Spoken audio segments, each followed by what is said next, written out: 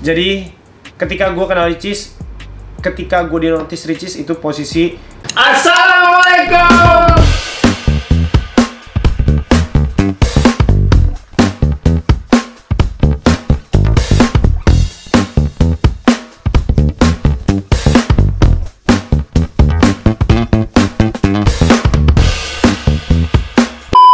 Assalamualaikum brother and sister, ketemu lagi sama gue malam hari ini. Tapi tidak ada Om Ojai karena Om Ojai lagi libur. Jadi saatnya gue untuk bercerita-cerita kepada kalian. Dan kenapa malam ini gue semangat sekali bercerita? Karena ini temanya seru banget. Karena gue juga selalu pengen menceritakan ini kepada setiap orang yang mungkin baru kenal sama gue. Karena menurut gue ini cerita ini yang sangat-sangat tidak diduga-duga, sangat-sangat mendadak, sangat-sangat benar-benar yang bisa dibilang roller coaster di 2020. Ya inilah, betul-betul terjadi tanpa diprediksi. Apalagi sekarang kita menginjakkan kaki di bulan Desember, yang mana sebentar lagi tuh 2020 bakal berlalu. Gue pengen bernostalgia, menceritakan hal-hal yang gue lalui, menceritakan apapun yang gue lalui di 2020, khususnya di dunia yang alhamdulillah membesarkan nama gue, yaitu sebuah aplikasi yang luar biasa yang membuat banyak orang terkenal mendadak di tahun ini, TikTok. 2020 TikTok merajai aplikasi platform di Indonesia dan mungkin juga di luar negeri, karena kita bisa lihat TikTok ini perkembangannya sangat-sangat pesat ketika di tahun 2020. Bahkan awal tahun 2020 itu banyak sekali influencer ataupun bahkan artis yang sampai hijrah konsentrasinya dari Instagram ke TikTok. Banyak mereka juga yang dari YouTube ke TikTok. Semua berkumpul di TikTok. Kenapa? Karena memang TikTok sangat-sangat digemari, sangat-sangat digandrungi. Karena dengan durasi 1 menit, influencer dan orang-orang di sana bisa mengekspresikan kreativitas mereka. Dan di TikTok ini banyak banget filter yang mendukung supaya kita bisa menciptakan karya yang bagus, yang lucu, yang fun, dan banyak banget genre-nya di situ. Dari mulai dance, dari mulai acting-acting, drama-drama gitu kan. Terus sitcom-sitcom, POV, nyanyi, aduh banyak sekali. Jadi bener-bener platform ini tuh bisa menyalurkan bakat-bakat orang yang sebelumnya tidak terkenal. Dan ada satu hal yang membuat aplikasi ini beda dari yang lain. Kalau mungkin kita contoh Instagram. Misalnya Instagram, seseorang punya followers 10.000 di Instagram. Ketika dia mengupload sebuah Instastory ataupun mengupload sebuah foto di feeds, otomatis adalah 10.000 orang tersebutlah yang mungkin sangat mungkin untuk melihat postingan kalian. Dan mungkin sekian persen lagi adalah explore dari Instagram tersebut. Yang explore tuh misalnya kita ngupload di feeds, terus tiba-tiba foto kita tuh tersebar. Tapi itu presentasinya kecil sekali. Beda sama di TikTok. Kalau TikTok ini adalah aplikasi platform sosial media yang bisa mendadak membuat kalian viral. Karena apa? Sistem FYP yang misalnya kalian mengupload sebuah konten dan orang ini tuh punya followersnya tuh masih sedikit nih, misalnya cuma 1.000. Tapi tiba-tiba TikTok itu sangat bisa tiba-tiba memviralkan video kalian, yang mana itu video bisa langsung bahkan mungkin sampai 100.000 viewers, 200.000, 300.000, sampai jutaan bahkan tanpa diduga-duga. Itu TikTok. Itu bener-bener algoritmanya sampai sekarang pun gue main TikTok udah berapa lama, gue masih nggak ngerti sama algoritmanya. Bisa tiba-tiba viral, bisa tiba-tiba tidak viral. Ada video yang kita bikin menurut kita bagus, belum tentu viral. Tapi bisa aja video yang tidak sengaja tiba-tiba viral. Itu TikTok. Dan itu kalau menurut gue itulah kerennya TikTok. Bedanya TikTok dengan platform lain yang makanya akhirnya semua orang mencoba di TikTok. Dan salah satunya adalah gue. Dan mungkin kenapa orang banyak mencobanya di 2020 karena COVID ini memang membuat banyak orang yang punya kesibukan akhirnya santai di rumah. Yang akhirnya yang awalnya WFHO sekarang jadi WFH. Anak sekolah pun begitu. Tadinya sekolah di sekolah, sekarang sekolah online. Akhirnya banyak waktu yang tersisa untuk kita bisa mencoba hal-hal baru di TikTok. Makanya banyak banget orang akhirnya terkenal di TikTok dan di tahun ini. Contohnya adalah gue sendiri. Dan sekarang gue akan berbagi cerita kepada kalian yang mungkin belum tahu sejarah dan bagaimana awal ceritanya gue main TikTok. Yang mana dulu gue pernah bikin TikTok tuh sampai nggak naik-naik, men. Sampai gue pernah stres sendiri, bukan stres sih, kayak hopeless. Udahlah, ngelihat orang kayaknya gampang banget FYP, gampang banget viral, kok gue nggak viral-viral ya. Pernah gue merasakan kayak gitu. Karena mungkin gue waktu itu belum menemukan jati diri gue. Gue belum menemukan ciri khas gue belum menemukan karakter gue. Karena dulu gue masih mencoba-coba ngedance aja. Sampai gue akhirnya menemukan konten yang membuat gue viral. Nah, sekarang gue bahas dulu nih. Kita akan bercerita tentang akun Ini Kan Reza dari awal. Pertama kali, postingan pertama gue bikin TikTok tanggal 1 Maret. Ini gue bikin TikTok sama Sania, Bunda Sania, yang sekarang juga dia viral. Panggil aku Bambang. Dulu dia yang ngajarin gue. Gue tuh nggak mau banget main TikTok. Dulu tuh gue cuman nonton orang, nonton FYP. Gue download TikTok tapi gue nonton aja. Gue nggak bikin kontennya. Tapi ketika waktu itu gue ketemu dia, akhirnya gue bikin. Dan Sania ini adalah pacarnya temen SMA gue. Dan kita udah sering main bareng waktu itu. Dan dia bilang, ayo bikin. Ya udah, akhirnya gue bikin. Menurut gue waktu itu ini sangat-sangat menggelikan. Pasti semua orang juga begitu. Pertama kali bikin TikTok tuh menggelikan. Geli. Gue anak Instagram. Tapi ketika kecanduan, apalagi kalau sempat viral, iris kuping gue kalau lo nggak bikin lagi.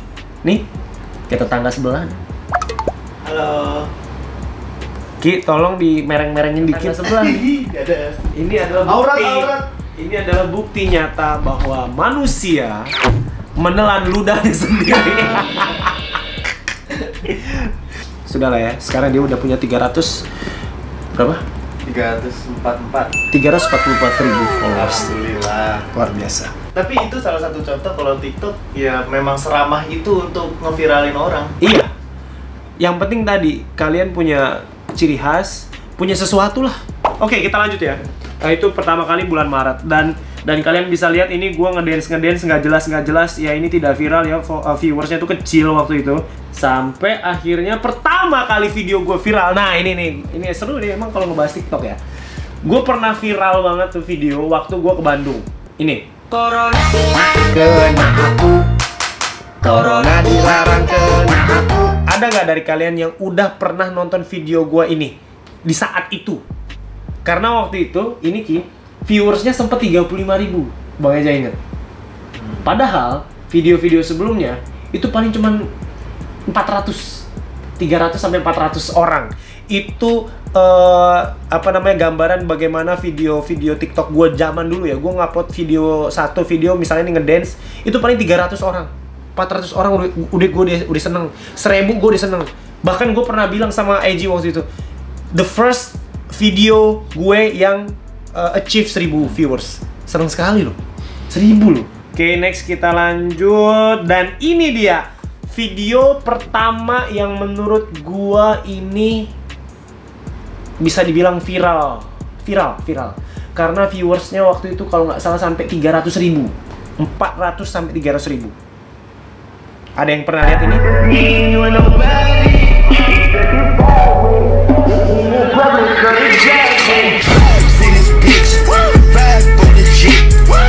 Keisengan membawa berkah.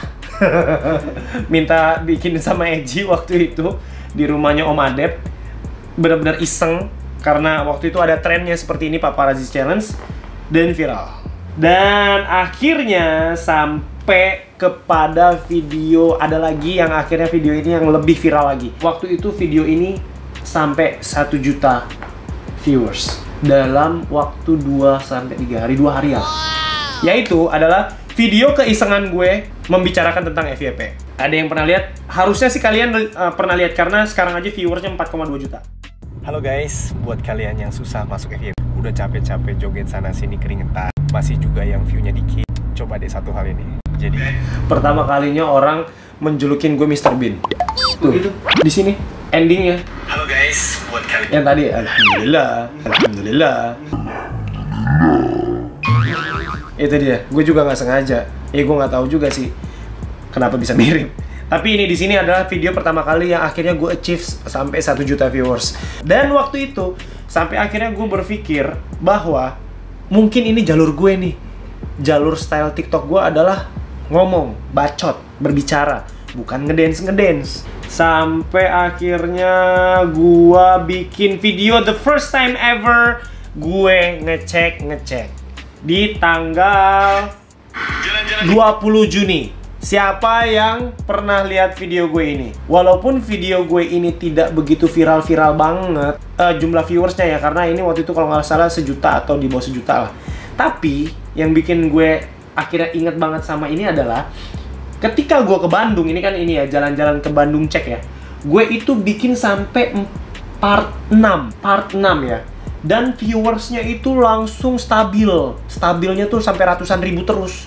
Bahkan yang beberapa video nih yang kayak part 1 sama part 2 sama part berapa nih? Part 4 itu jutaan semua nih, 1,3, 1,4. Nah, di sini awalnya sejarahnya ketidaksengajaan gue bikin konten yang gue bikin style ngecek. Karena gue bikin jalan-jalan ke Bandung cek. Setelah sekian lama di karantina, akhirnya kita bisa jalan-jalan. Dan kenapa gue terinspirasi gue bikin ngecek adalah karena gue tuh pernah denger waktu itu ada video di TikTok tuh yang stylenya gini, private school check gitu.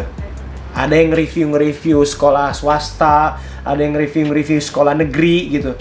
Tapi sound ngeceknya itu private school check, itu tuh soundnya TikTok, bukan real ngomong gini.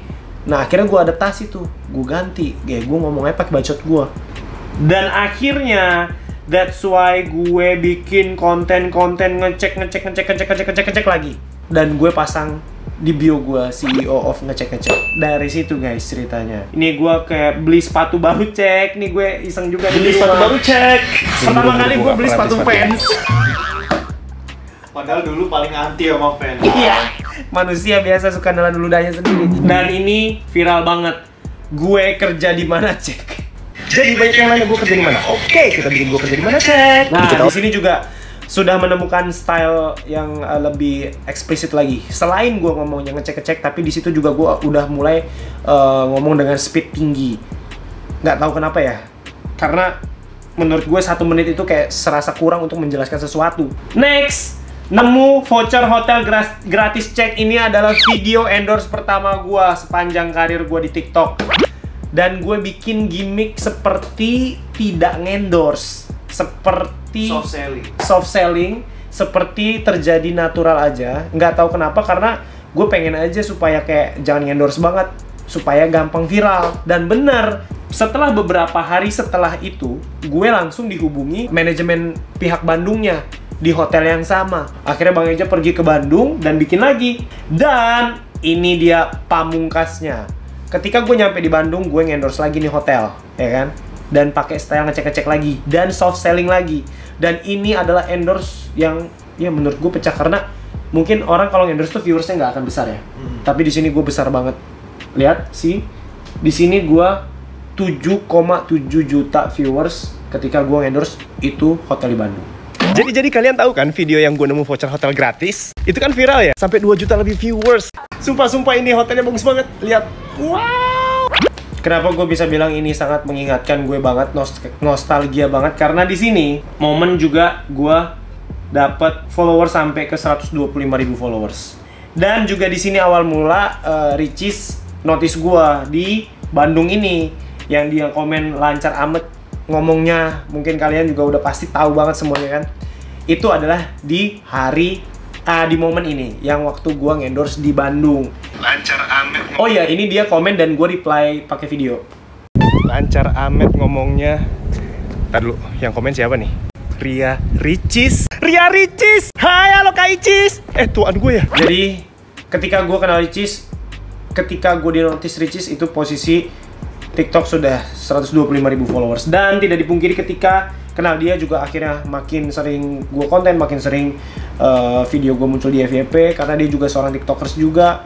Sampai akhirnya pundi-pundi followers akhirnya bertambah terus. Tapi tidak menghilangkan jati diri gue sebagai si CEO ngecek. Dan video pertama kali gue main ke rumah Icis itu yang sangat-sangat viral banget. Ini sekarang viewersnya 13,9 juta. Terus nyambung lagi ke sepeda goib cek, sepeda goib part 2 cek, main ke rumah Ricis part 2 cek, bercandaan anak galur cek, main ke rumah Ricis part 3 cek, Pak Alek hilang cek. Banyak banget sampai sekarang. Dan masih banyak lagi video-video gue ngecek sampai sekarang. Itu yang membuat gua memberanikan diri menyebut di TikTok. Waktu itu zamannya CEO-an kan. Akhirnya gua membuat di bio gua CEO of ngecek-ngecek. Dan still counting sampai sekarang. Gua masih bertahan dengan style tersebut, yang mudah-mudahan kalian semua suka dengan style gua. Mudah-mudahan konten-konten gua menghibur terus, bisa menjadi inspirasi buat kalian, bisa menghibur, bisa membuat vibes yang positif. Dan mudah-mudahan ke depan kalian semua juga bisa menunjukkan bakat-bakat kalian juga di dunia TikTok, karena terbuka sekali buat semuanya bisa viral di TikTok. Yang penting kalian punya jati diri, tipsnya ya, punya ciri khas, punya jati diri, pertahankan. Kalau udah ketemu pertahankan, kalau belum cari. Yang kedua adalah konsisten ngupload di TikTok, minimal sehari itu 1 video, kalau bisa 2-3 video.